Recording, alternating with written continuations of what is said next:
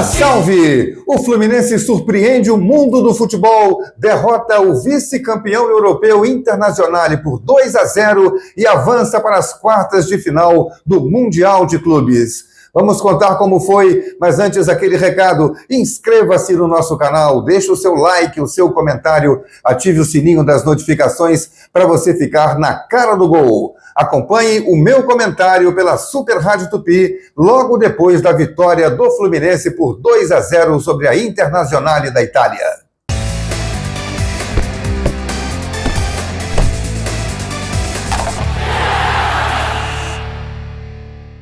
Que vitória emocionante promoveu hoje o Fluminense, nos deu de presente a todos nós brasileiros, a torcida tão sofrida do Fluminense, tão esperada. Estava essa vitória sobre um gigante europeu, quase aconteceu no começo do campeonato contra o Borussia, e eu arrisco dizer que essa vitória é ainda mais gigantesca do que a que o Botafogo tinha conseguido sobre o Paris Saint-Germain, pelo caráter decisivo. Aquele jogo era começo de campeonato, esse era um para ou continua, onde o fator emocional atua muito mais fortemente. E o Botafogo não teve medo do Paris Saint-Germain, como hoje o Fluminense não teve medo, muito ao contrário do time da Internacional. A Internacional veio para jogar com uma condição de ser a vice-campeã europeia. O futebol carioca ganhou do campeão e do vice-campeão da Europa. E o Fluminense vai adiante para enfrentar outro gigante que é o Manchester City, provavelmente passará pelo Al Hilal. Então, o que faz o Fluminense hoje é marcante para a história. Se vai conseguir passar pela próxima fase, se vai chegar à final, o Fluminense já marcou a sua presença no primeiro campeonato mundial marcado, criado e realizado em formato de Copa. E foi uma vitória com absoluta autoridade sobre a Internacional o jogo inteiro. O Fluminense em nenhum momento permitiu que o time da Inter fosse dominante, pressionasse. Teve posse de bola? Ok, faz parte. Mas a ameaça ao gol do Fábio foi do mesmo tamanho que a ameaça que o Fluminense fez ao gol do Sommer. O Arias ia fazendo um gol belíssimo que o Sommer salvou, como também num chute do Lautaro, uma bola bateu na trave, outra bola, isso já no desespero do final do jogo, do Di Marco bateu no travessão, mas já com a vitória garantida. O Fluminense nunca se apavorou, não deu um chutão para frente. O sistema que o Renato montou com 3 zagueiros, o Thiago Silva centralizado, o Ignacio pela direita, o Freitas pela esquerda, embora esses dois companheiros do Thiago não sejam propriamente jogadores muito técnicos, mas eles foram de uma firmeza de não permitir brincadeira, de não permitir qualquer tipo de perigo maior ali no setor defensivo, afastando todas as bolas ou saindo jogando com toques de bola. Houve momentos do jogo em que o Fluminense ficou 2 minutos tocando a bola e o time da Inter não achava a marcação, não encaixava a marcação.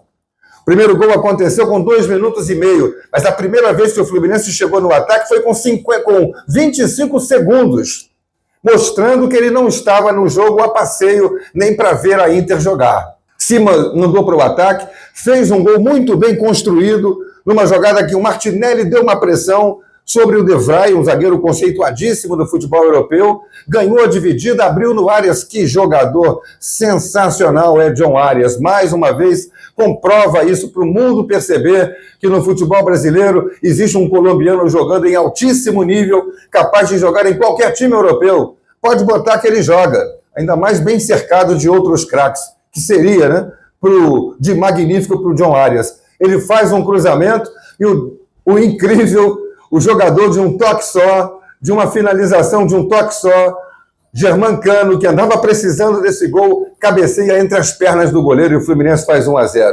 Foi embora para a defesa para marcar? De jeito nenhum.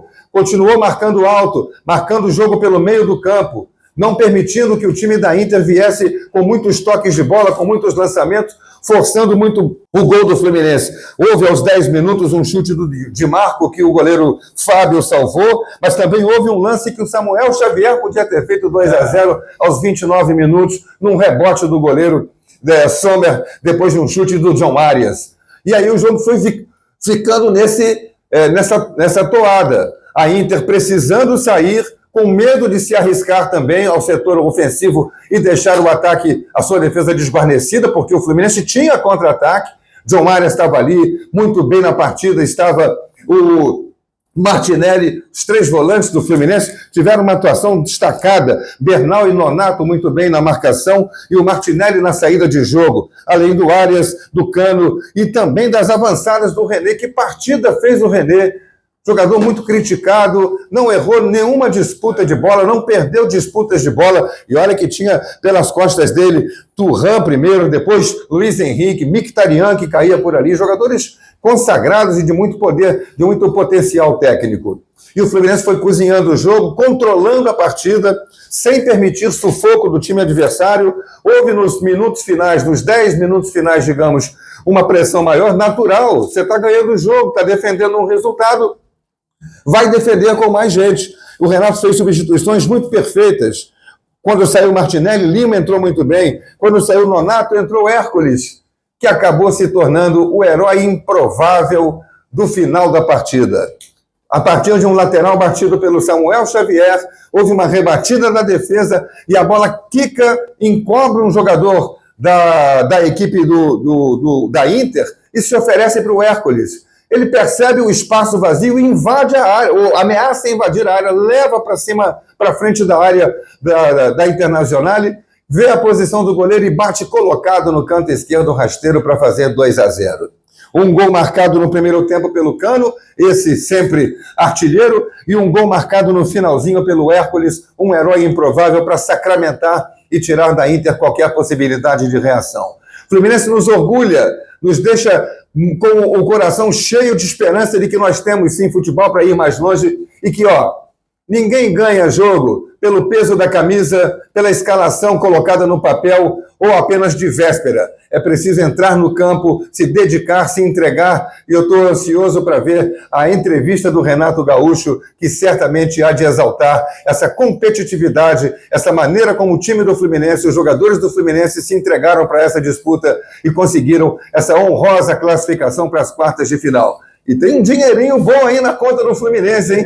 São mais 60 milhões pingando na conta do tricolor carioca por causa dessa classificação para as quartas de final. Salve o tricolor, que está representando, junto com o Palmeiras, agora o futebol brasileiro nas quartas de final do Mundial de Clubes. Foi assim que eu vi a vitória do Fluminense sobre a Internazionale da Itália por 2-0, gols de Cano e Hércules, e agora o Fluminense está na elite do futebol mundial, entre os 8 melhores times da Copa do Mundo de Clubes. Aquele recado, inscreva-se no nosso canal, deixe o seu like, o seu comentário, ative o sininho das notificações para você ficar na cara do gol. Até a próxima!